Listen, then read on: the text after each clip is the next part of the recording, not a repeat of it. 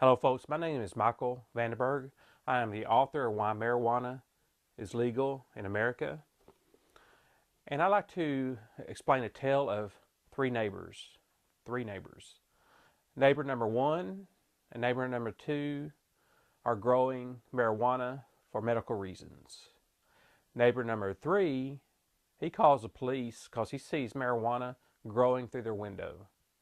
So what happens? The police come and they kick down the door of neighbor number one and neighbor number two and arrest them both. So what happens? Neighbor number one, he has read my book, and not only that, he has written out his rights in an affidavit of marijuana rights. He hands a copy to the arresting officer and they take him to jail. And what happens to neighbor number two? He picks up the phone and he calls his attorney. And immediately the attorney lets him know that it will be $10,000 for him to represent him up front. So what happens? Neighbor number one, he is in jail, but the sergeant comes and brings him out and they sit down and they go over his affidavit of marijuana rights. Not only that, he informs the sergeant of all these rights that Congress created, permanent rights that can be claimed and enforced even today. They pull out all the statutes and they go through them, and their eyes are open. They see that they are violating his rights created by Congress in 1939. Not only that, he makes him aware that if they keep him in jail, that it will be a false arrest and kidnapping charges brought against them.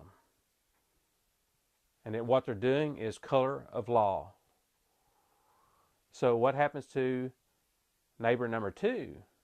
He's sitting in jail waiting for the judge to bring him before him and tell him how much his bail is. Not only does he have to pay $10,000 to the attorney, he has to come up with a big chunk of change for bail, or either that, sit in jail. Who would you like to be? Neighbor number one or neighbor number two?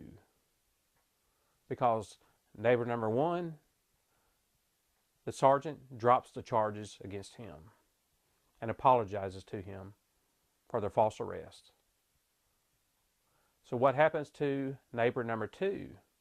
Well, currently there are about upwards to 750,000 neighbor number twos in America every year. How many neighbor number twos are sitting in prison today? The rights have been violated.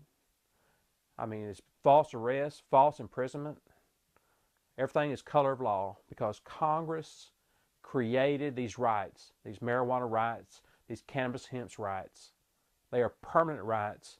And as the statute says, these rights can be claimed and enforced. And that is why I want everyone to become a neighbor number one. That is going to take sitting down, learning these rights, claiming these rights. Use your mouth to speak out about these rights, to know them. That is the only way that you will not become enchained, enslaved to attorneys and to all these false charges that are nothing but color of law. As it says in Hosea 4, chapter 4, verse 6, my people are destroyed by a lack of knowledge. Now I ask each and every one of y'all to get a copy of my book and learn these rights and claim these rights and stay out of prison. Because Congress created the right to be an illegal user. Not only that, they created rights for cannabis hemp to be industrialized in America. And I hope this has been educational for each and every one of y'all out there, because these rights are there. They're in the statutes. All you have to do is study them, learn them, and apply them in your life. Thank you for watching this, and God bless.